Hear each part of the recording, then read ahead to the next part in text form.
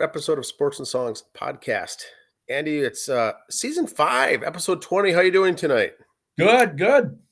It's a sports edition, and Yes. because it's March 18th, 2024, it's getting to the end of March, and this is March Madness between hockey, Yes.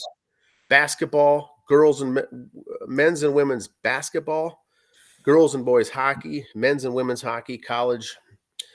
We're not going to touch on. We're not going to touch on the NHL or the NBA at all, but it's all college and high school. Yeah, basically like last week's episode, this is kind of just a tournament bracket recap show. There's lots going on. There's stuff with the major leagues, baseball, but we're mainly going to focus on college and high school tonight. So let's start with the trivia question. Trivia factoid type bit, yes. Back in 1985. Yep. Newly appointed baseball commissioner Peter Ueberroth reinstated from suspension Willie Mays and Mickey Mantle, who were both already in the Hall of Fame at the time, and said for the reasons they were ousted, he's going to look into it in the next 30 days. Typical political promise there. Why did Bowie Kuhn, the commissioner before that, why did he suspend Willie Mays and Mickey Mantle? So they were in the Hall of Fame and they were suspended from the Hall of Fame, kind of like being on probation in the Hall of Fame. Yeah, they're suspended from baseball. Couldn't do anything else with baseball. Whoa. You guys are done. Slap on the wrist. Yes. All right. So at the end of the episode, we'll answer the question on why that was back in 1985. Big news. All right. So let's get into some sports. All right. Get my Google machine working. There we go. The Mason Cup, the CCHA jar. Yes. Hockey, all the different divisions are having their tournaments. Their finals are this weekend, and the finals, Bemidji State and Michigan Tech for the Mason Cup game will be up at BSU. BSU did enter the national rankings today at number 20, so they're in the top 20 now. Here we go. Go Beavs, as we say. Another one of the cups, the NCHC. They'll wrap up this weekend, too. Now, on this one, that was kind of interesting. I put the percentages according to this one site of the odds of them winning. Okay. North Dakota's got a 56% chance of beating Omaha, Nebraska, a 1 versus 5. But the 2-3 seed, Denver's got a 70% chance over St. Cloud at 30. So they're going St. Cloud only 30% chance to win as a 3 seed, 2 versus 3. When the games will be playing in St. Paul, which is basically a second home for St. Cloud. So that shows you how much love they're giving Denver right now on this. But yet, North Dakota, who's the 1 seed, is only a 56% chance favored over Nebraska Omaha, the 5 seed. Interesting. Is there that much North Dakota hate down here? Nebraska be like a home team? I don't know. I figured it'd be like a home game for North Dakota too, but no rip on Nebraska Omaha, but I don't really expect their fans to travel well. So you'd think the 2 and 3 would be a much closer setup. Is this based on gambling? I believe so, yes. Well, that's okay. But still, wow, what am I missing here on that? And in the Big Ten, of course, it's Michigan State and Michigan. Michigan advances because they beat the Gophers. So go Michigan State. Okay. High school girls basketball. Let's go recap the winners here from all of them. Class 1A, excuse me, Goodhue over Mount Iron Buell. Now, if you do the whole, this team beat that team type situation, kind of in that type of logic. Goodhue in the first round did beat Mayor Lutheran. So Mayor Lutheran lost to the team that beat Mountain Iron. So that's a good thing. If I was a Mayor Lutheran fan. Yeah. Hey, at least the team that beat us beat Mountain Iron and won the whole thing. You kind of have that, hey, at least we lost to the state champs, attitude. 2A, Providence Academy is your winner over Albany. 3A. Now, I caught the end of this game. Benilde St. Margaret and De La Salle. Benilde started to kind of run away in the second half, and the second half with it. There was one real classless act by De La Salle. And really, those words just kind of flow together so well. Benilde has won the game. You know that you're up by 23 here. It's not a big shocker you're going to win the game. 2 seconds ago, they're dribbling it out. You know where they're standing. You know their bench is going to come, and they'll celebrate on the court right there. One of the girls from De La Salle has to go by the edge of the crowd of them and kind of give them a little shoulder bump on the way by. It's like, that's kind of classless. You knew it was coming. Sorry you got beat up and had your lunch money taken away from you in this game. Just walk around the crowd and go back to your bench. What you had to try to prove like that, you little Angel Reese wannabe, just go away. I don't know for players like that when they do stuff like that. It would be a good soapbox topic.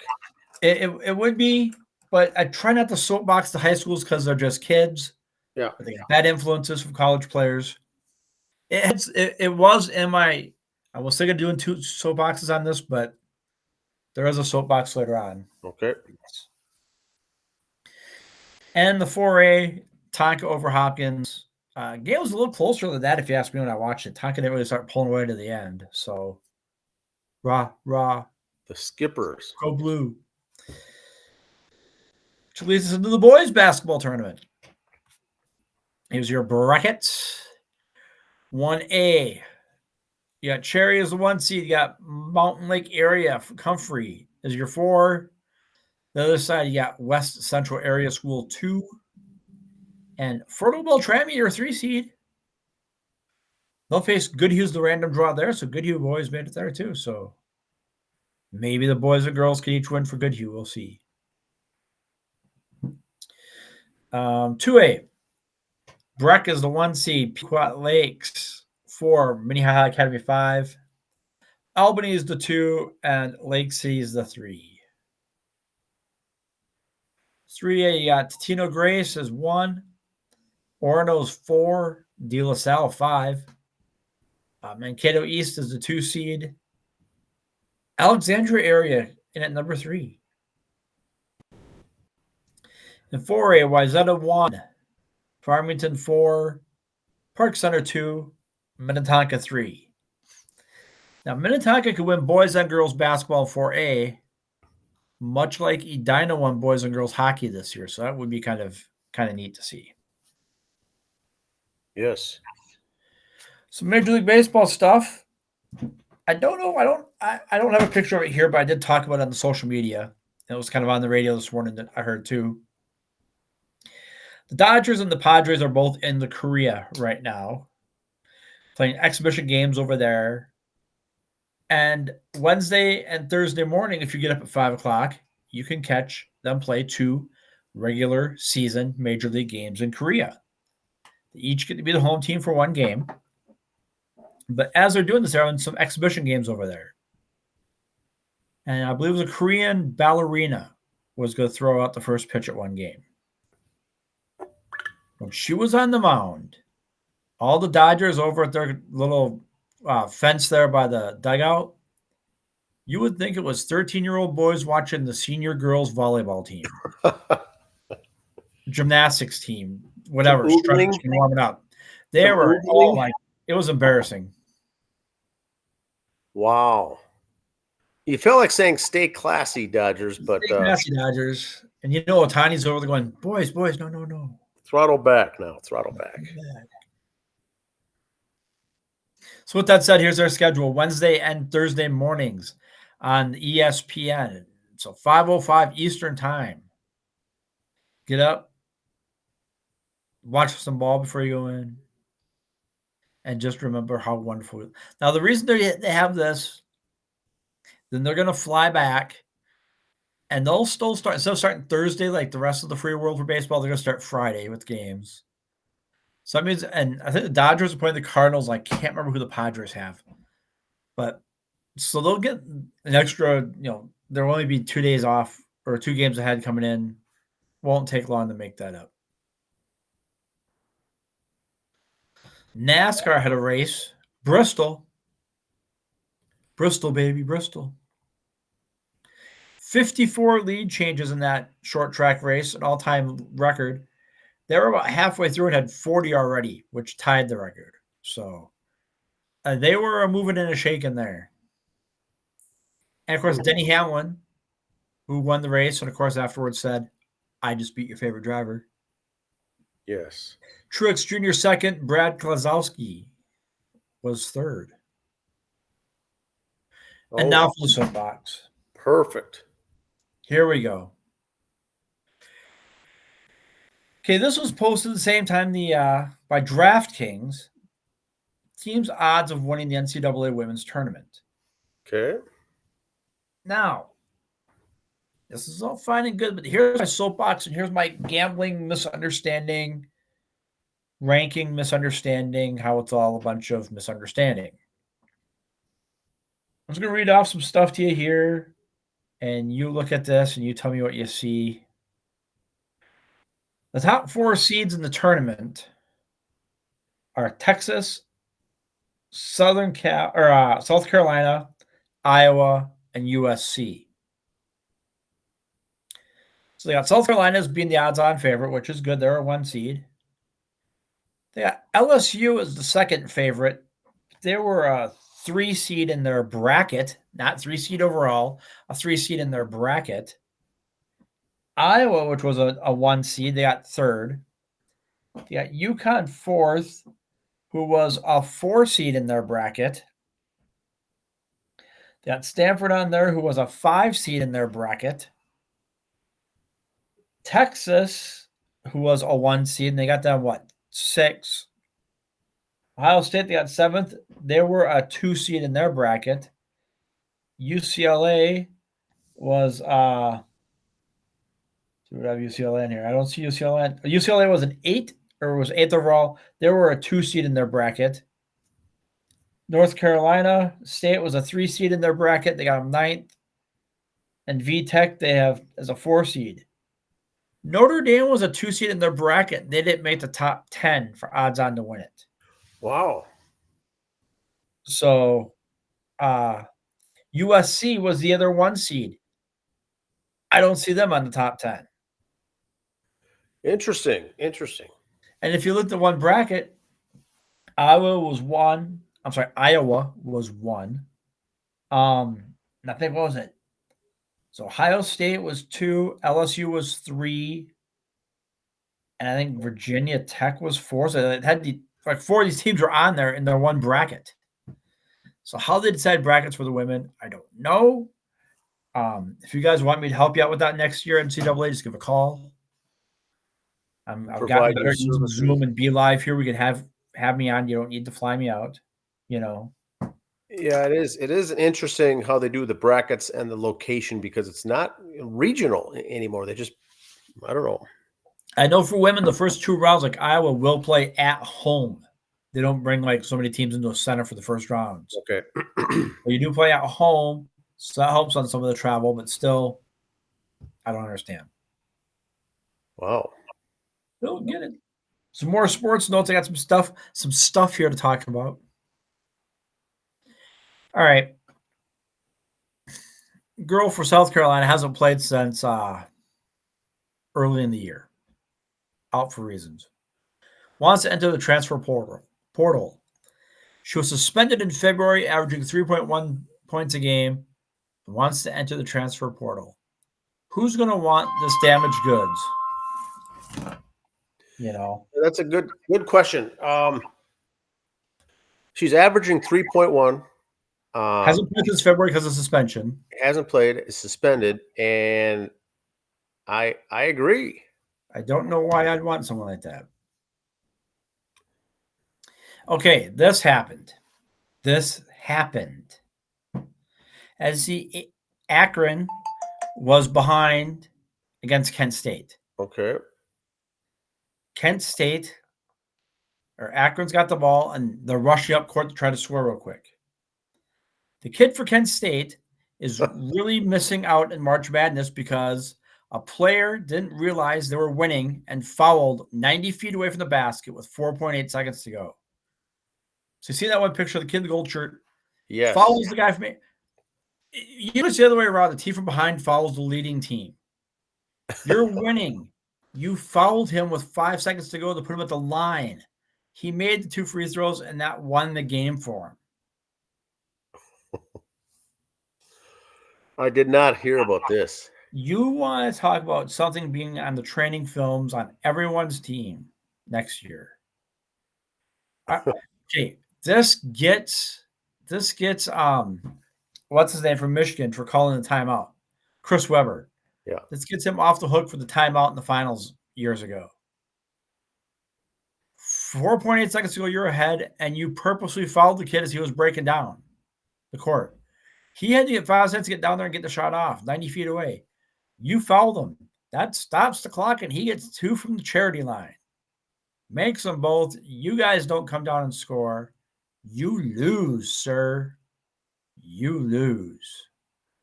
Well, that's an interesting case right there. Imagine that. I mean, talk about a quiet bus ride back to the hotel, a quiet flight home. As much as a nice guy you want to be, what do you say to the kid afterwards? You know, I wouldn't know what to say. He's your roommate. What do you say when you get back to the class?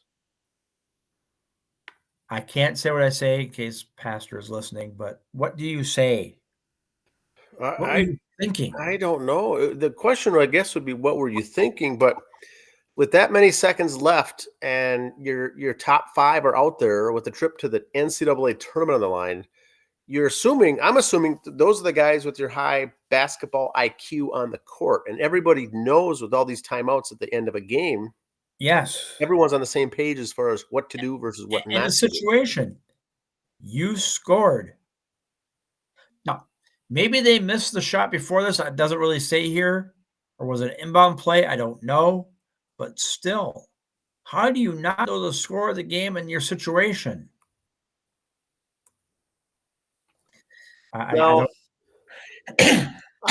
can't believe this is true, but unless they had it on the big board or the jumbotron at the arena wrong, and maybe you saw those excuses out there in this day and age.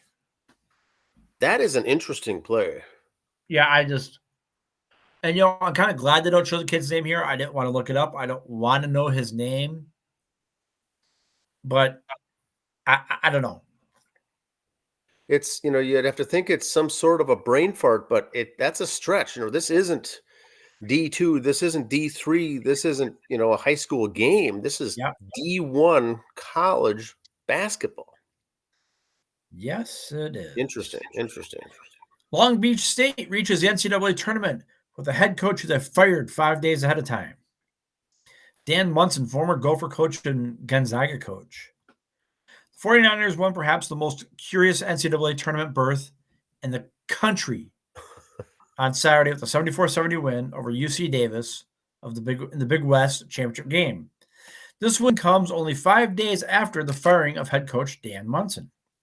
Instead, the 49ers defeated UC Riverside, UC Irvine, and UC Davis in consecutive days to earn the program's first March Madness bid since 2012.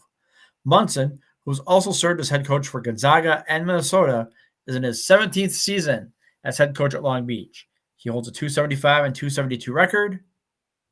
The program with only one NCAA tournament appearance before this.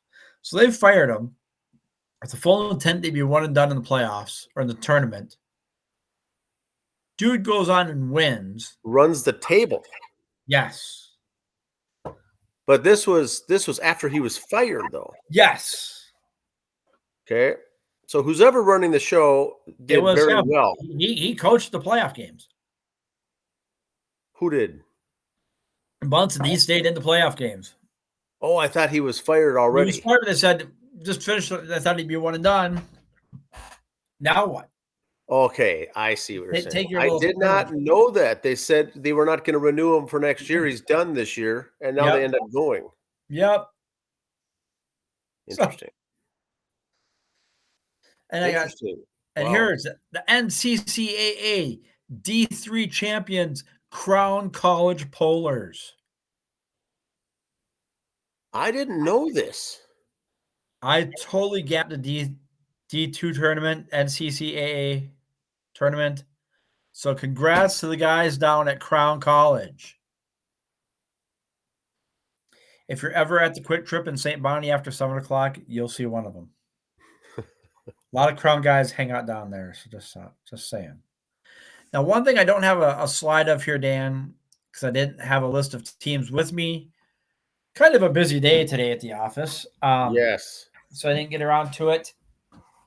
There was a handful of teams in the NCAA men's brackets that refused NIT bids. Some big name schools turned them down. And I never looked into the story of why, for a couple reasons. One, I didn't care. Yep. They have their reasons. Who am I to judge? But I got thinking, and I don't know if they said this is a reason or not, but you're going to play in the NIT. It's still a big deal. School gets money for it. But it's kind of like playing in the Music City Bowl for football.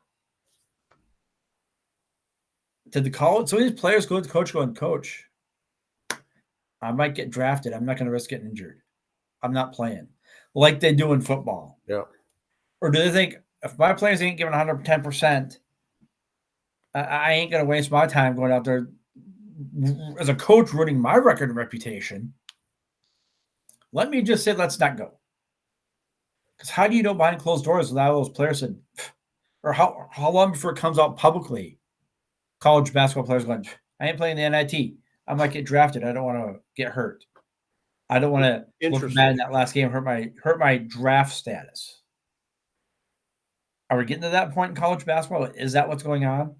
Are coaches going, ooh, I won the NIT? Or if I don't win an NIT, how bad is that going to look for my recruiting? Maybe I just best not do it. Say, man, you know how we got hosed out of the NCAA? We should have been there. We could be there with a guy like you. But instead, we got bounced in the second round of the NIT.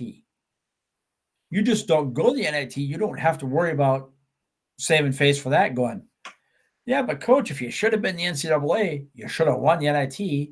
How come you didn't make it out to the Sweet 16 in that? So are the coaches saving face? Are the players, or does the coach just know from the players they ain't going to try for the NIT? I don't know. I mean, it was such a big thing in the past that now it's gotten to be that you don't want to do it or you're proving a point but it's an invitation. Yep. You can always turn it down. Well, that used to be the national championship until the NCAA tournament started. And so this is the Tier 2 tournament. But I can't imagine these games. The first couple rounds are still at the better record team. There's no regional site. Yep, kind of the women's. It ends up at the Madison Square Garden is the big thing, and the travel and all the fun that goes with that. But boy, if they're turning it down, I wonder if the coach or the program's turning it down, or he or she has to turn it down because a number of the players or the star players refuse to play. And now big name schools. It's not like it was North Dakota State not wanting to go or something like that. It's like Louisville.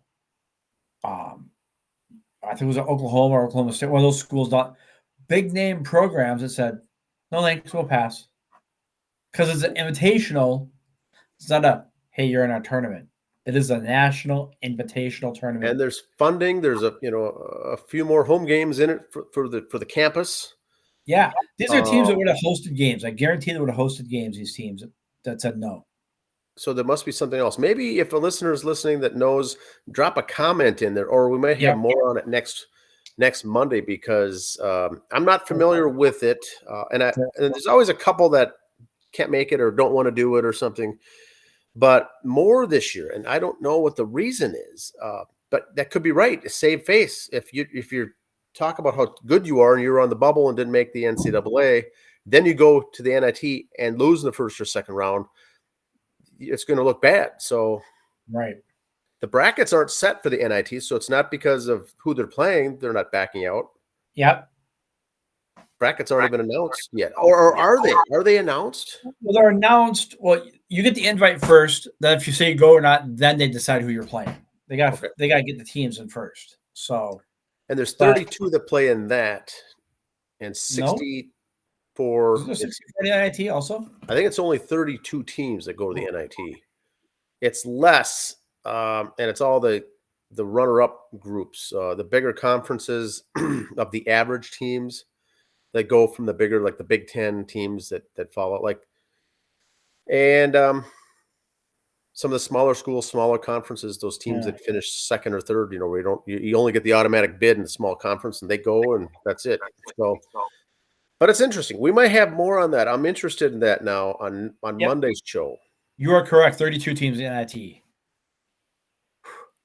I was wrong. Yeah, there was. I did something on that a couple years ago, I think, on a bonus episode or something. It covered the NIT. So I remember that coming up. But 32.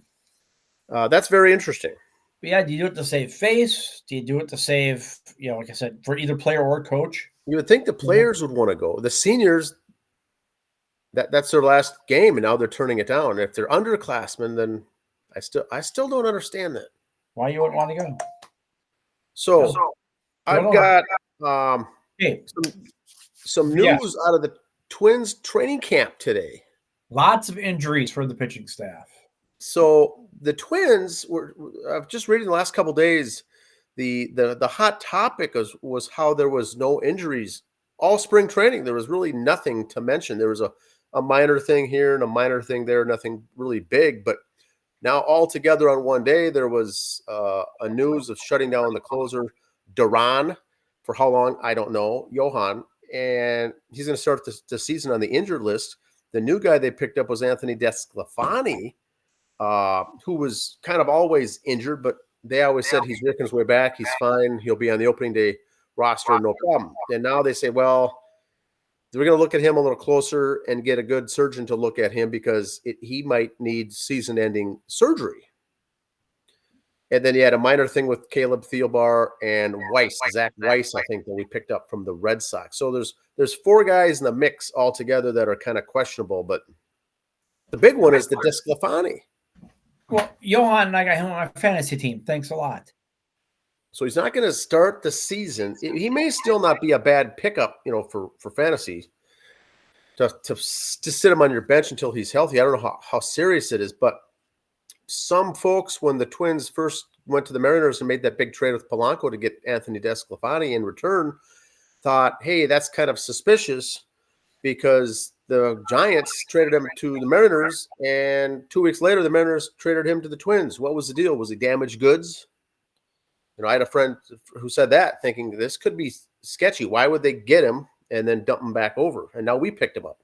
Is he damaged goods? And maybe that's the case. Now, I think the Twins picked him up because half his salary was being eaten up by the other couple of teams. So there was no risk for us. But the word from the camp was that he was fine and he was okay. And by breaking camp and heading up to start the regular season against the Royals, everything would be fine. Well, now it could be season-ending surgery. So I think the scuttlebutt there is, how could it be so different? Now, the big picture is Louis Varland, who was supposed to be starting at AAA for the Saints this year, now looks to be a lock to break camp as the 5th starter for the Twins, who should have been, I think, all along in the rotation. So there's no impact there. The other ones are relievers, and this shouldn't be that big of a deal. Duran is a big deal, but we've got guys that can cover and take his spot, and we did all of our offseason pickups for relief pitching, essentially. So it's an interesting situation how that's going to fly. But that's it. That's all I've got for that. There's only, I think, 9 games left. Yeah, Monday, Thursday for those of you of the religious faiths. That's when opening day is. Monday, Thursday. Okay. Not counting the wrap up. The Twins have an interesting schedule. They've got a day off tomorrow, which is their only remaining day off.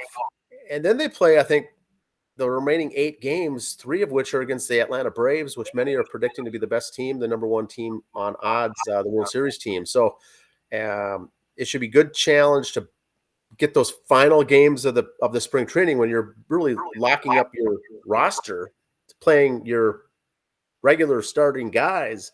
It should be interesting to see how they do against them. They do have one split squad game, I think, on Friday, and then they break camp and head off to Kansas City. But That's all I've got for that.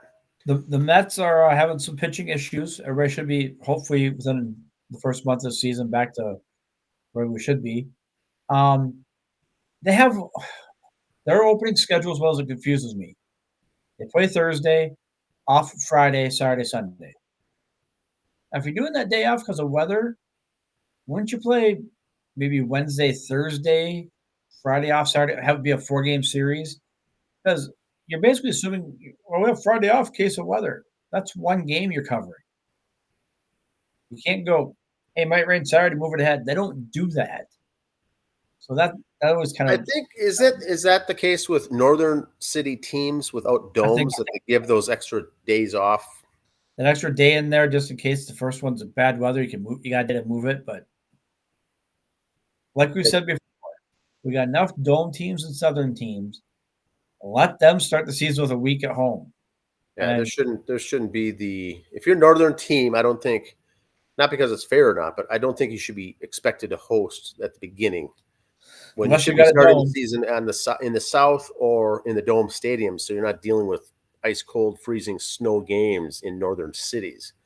Yeah, the Twins will be one of them. I mean, there could be lots of inches of snow on the ground. I don't know if they're after they play the Royals when they come home. So yeah, it'll be interesting to see what happens there. But we've got a trivia question. Yes, what happened is 1985. Peter Ueberroth reinstated Willie Mays and Mickey Mantle from suspensions. From Bowie Kuhn, it's just not. The reason those two were suspended were of their associations with casinos. Now, it was just some marketing stuff, from what I understand. But the fact there were casinos, baseball frowns on that. See Pete Rose. They don't like baseball players and gambling being associated. Even these two are retired. They're already in the Hall of Fame. They were still carrying that Major League Baseball ID card with them. They didn't let that association with them. So interesting. So that's the answer. So Bowie Kuhn says, I'm going to slap them on the wrist here. These guys, like you said, already retired, already in the Hall of Fame. Yeah. They were already living their adult life, their post-baseball life. Yep. And they each had some signing autograph sessions to do at a casino, not gambling, but they're in a casino. Yep. So they had an association with them, a big no-no. And so the new guy comes in, Peter Ueberroth, and says, well, then I'm going to lift that suspension to make them not the bad guys anymore. Now, yep. We know all what happened with Pete Rose on the gambling. There actually was gambling. And now I can't turn on NFL or Major League Baseball, and every 2 minutes I see a gambling ad promoting who you should bet on for this upcoming game. DraftKings gives odds during the game, yeah. They're pushing the gambling so much. And so, Pete Rose still suspended, and these guys were let off the hook because of this back in 1985, and probably was politics. I'm not sure what was all going on behind the scenes, but this was Willie Mays and Mickey Mantle. It wasn't, the third string catcher for, the Twins at the time. It was freaking Mickey Mantle and Willie Mays, the face of the game. The face of the game. And I'm not saying this is a Pete Rose apologist. I was a Pete Rose fan as a kid before I understood what gambling was. I liked Pete Rose before that, so I've always liked him. His style of play, Charlie Hustle, everything else. Okay, like I said, now you're pushing gambling and promoting it. Have you seen the way Pete Rose signs his autographs? He puts 4,192 hits. Oh, 0 steroids. Yes, he does sign it like that.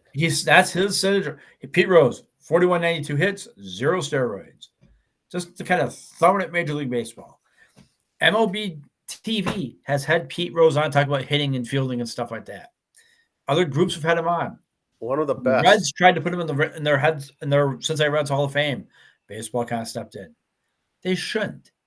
If the Reds or the Expos or the Phillies or whoever he played for want to retire his number, let him.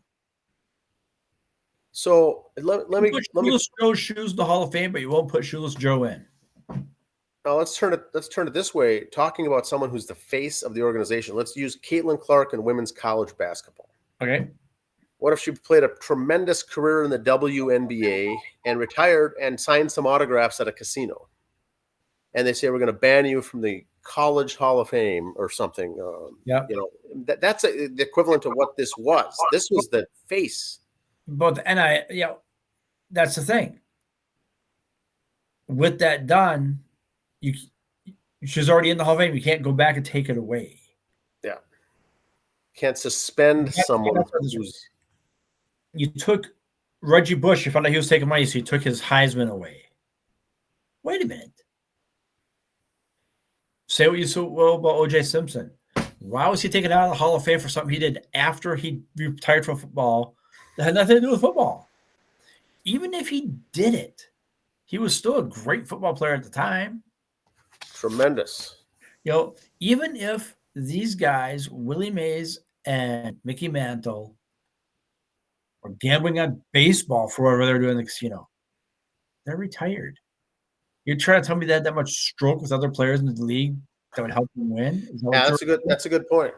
I wouldn't care if they were retired in the Hall of Fame if they were at the casino gambling on baseball. The sport is done. They're retired. That's the whole point. Yep. Do what you want. And so it's different because the Hall of Fame and these sports have turned into, is it a character thing or is it a statistic thing? And it should be statistic thing, irrelevant of everything else. What you do in your spare time. Yeah. One more thing before we go, something I've mentioned here before, I'm going to mention again, because now finally the local media has picked up on it. US Bank Stadium, Minneapolis, Minnesota, is one of the 2 finalists to host WrestleMania 41. That announcement should be made in the next couple of weeks. Usually at WrestleMania, they announce where next year's is. So we'll find out next week, which involves WrestleMania, which is a 2-day wrestling event, lots of autograph session shows, and their Hall of Fame. Now, one thing about WWE Hall of Fame, what they've done, first of all, there is no real Hall of Fame building to go to. Just relax on that part. They don't have a traveling one that comes with. It's just a ceremony, and look at us. We all slap each other on the back, so we're great. All the legends come back. It's a great thing to watch. It's kind of cool. Anyway, one thing Vince McMahon, former owner of the WWE, did, and they're carrying it on this year.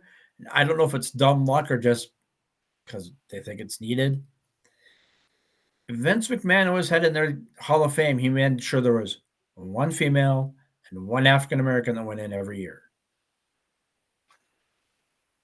To a point, was he trying to be proactive on what other sports were complaining on, even though that was never really a thing in pro wrestling?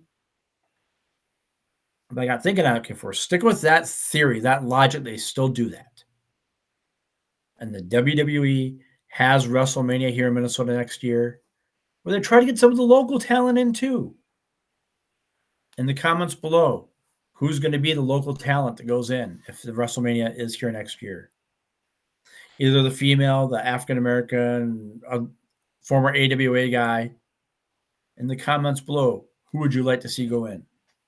That's a good topic, good discussion. But hopefully, if the Twin Cities gets that deal, it's another big deal. Yep. We just got done having the Big Ten hosting women's and men's basketball, and we've had the Final Four here now at the building. Lots of Super Bowl. I think a lot of those things showed WWE that we can do it here in the winter. So true. All right, sounds good. We'll be back next week. Have a good week, everyone. See ya. See ya.